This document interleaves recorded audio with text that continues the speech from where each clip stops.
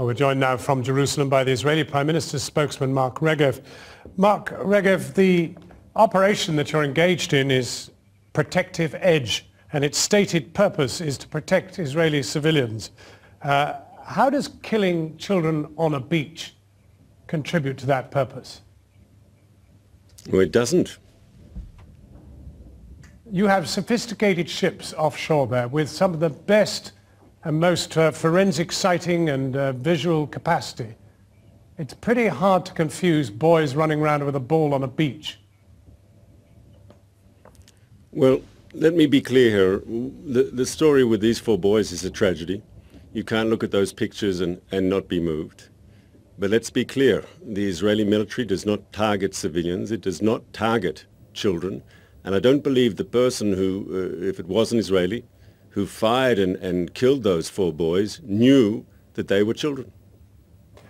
The number of children killed so far has reached somewhere around 50, and the vast majority of all the people who've died are civilians. We get to our second incident today, where our own correspondent witnessed yet another shell coming in from the sea and hitting 3 boys, one of whom escaped actual injury, was merely shell-shocked. The father was injured. The 2 boys were injured. More civilians, more sighting, more error. That's the nature of war. That's what you're up to, war. And you seem to be happy for it to, frankly, well, if it results in dead children, dead women, that's it. War is a terrible thing. Anyone who's been in the military, anyone who's been in a war zone, your reporters who cover war know that better than anyone else. But let's be clear. We tried to end it all yesterday. There was a ceasefire proposal on the table by the Egyptians, a proposal supported by the Arab League, not known to be particularly friendly to Israel, supported by the United Nations. We supported that ceasefire proposal. We ceased all our operations against terrorist targets in Gaza for some 6 hours. And the reason the conflict is continuing today and tonight as we speak is because Hamas said no to that ceasefire proposal. Hamas, in both word, they rejected it, and indeed they continued firing rockets at our people, barraging our cities. So well, I mean, think the people of Gaza are angry. Version here is that they were never spoken to about this, because of course the Egyptians won't speak to them precisely because they see them as allied with the Muslim Brotherhood, whose people they've locked up in their thousands in their jails. Hamas had an opportunity for a ceasefire. Let's be clear, and I'm sure your reporters will verify everything I'm about to say. They announced the ceasefire at 10 p.m. local time. We had 11 hours to get ready for the ceasefire. It was all public. Israel, the Security Cabinet, met first thing in the morning, and we agreed to the ceasefire. We ceased all hostile activity, and we actually, almost for 7 hours, though Hamas rockets continued to rain in on our cities, we did not respond because we thought maybe Hamas needs a bit of time to get its act together, to enforce the ceasefire, but they nevertheless chose to reject a UN Arab League-sponsored proposal for a ceasefire. What does that mean? Is the Arab League working for Israel? Let's be serious for a moment here. Well, let's be serious and move on from children to geriatrics and to people with paralysis, lying in a hospital at 3:30 in the morning, the El Wafa Hospital. What was the point of bombing the El Wafa Hospital, for goodness sake? Unless I misheard, and maybe it's a different hospital, but your reporter said he was interviewing one of the medical staff and he heard outgoing rockets from the immediate vicinity. No, that was a different hospital, Those I'm afraid. That was a different hospital. No, but yes, but I think I understand. I said that. It could be not the same hospital. I said that. But that shows the dilemma Israel is facing. Hamas is a brutal terrorist organization that has no qualms whatsoever about shooting rockets into Israel from hospitals, schools, mosques, the middle of civilian neighborhoods. We had 100 rockets today on our cities. Over the last few days since this crisis started, we've had some 1,000 rockets raining down on our cities trying to kill our people. Well, I just heard from my correspondent while you were answering that question. It is indeed the right hospital, but he was there and the rockets were near the hospital, but not actually in the premises. And you bombed the premises. Well, once again, hostile fire, and we were acting to try to neutralize the hostile fire. And I think the question has to be asked here of Hamas.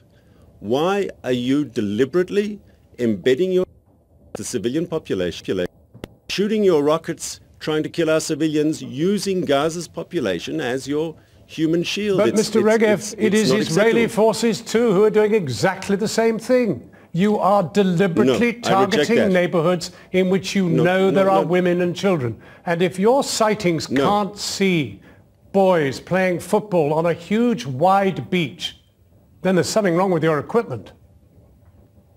Well, let's be clear here. If you want to go back to the beach, one of the reporters, who I've read all the material that's come out, actually said he thought when he heard the explosion, it was outgoing rockets.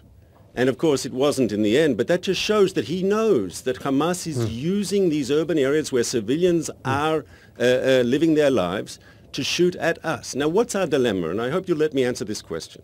They are shooting at Israelis, bombarding our towns, trying to kill our people from urban areas. Now we have an option not to do anything, to let them continue to shoot. And I think you'd understand that's not a real option. Or we can act as is surgically, as is humanly possible in a very difficult combat situation. Well, the most unfortunate thing is that despite the most sophisticated weaponry in the whole of the Middle East, you have proved a very serious point.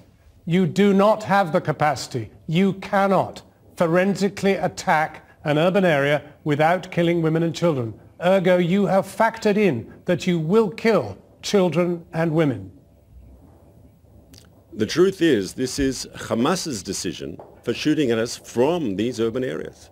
That is a war crime. They should not be doing that, and they should be condemned for it, and I trust you'll condemn them for doing it. Well, it's the United Nations. It's the United Nations who have questioned whether what you're doing is perhaps a war crime. There are grave uncertainties about whether you're acting within the law. I disagree. Yes. Oh, yes. 3 days ago, the United Nations questioned very urgently whether it was Nader Pillay who actually raised this question of whether you are in fact targeting people and committing a war crime thereby. It's in the air. Can I tell you, I've heard interviews with Palestinians in Gaza, and they've openly admitted they know that they are not the target of the Israeli raids, that the terrorists are the target. You had earlier in your piece, and I think it says a lot, and once again, my source here is Channel 4 News. You said that the Israelis were distributing leaflets that this area will become a combat zone and advising people to leave, and Hamas telling them, no, don't leave, stay, be a human shield for our rockets. That's the whole difference. We are trying as best as we can in a complex combat situation to avoid seeing innocent civilians caught up in the crossfire. Let me ask you a final question. You've tried 3 wars. You've tried virtually everything with Hamas. You've tried everything with Gaza. You've besieged it for 7 years. The people live an intolerable and ghastly life, and you know that better than anybody. Why don't you try one other thing? Talking. Why not talk? Why not be brave and talk directly with them? Why not? But, John, that's exactly what happened yesterday. You talked directly with them? You did not. You did not speak to them. You did not speak to them, and the Egyptians, who were the negotiators, did not speak to them. That is not speaking to Hamas. Why won't you speak with Hamas directly? First of all, you haven't got the courage. I'm not sure. No, I'm not sure that's said. I spoke to all the relevant parties, and Mr. Regev, we're going to have to leave it there. I urge you to check that. There's the question in the air. Thank you very much for joining us.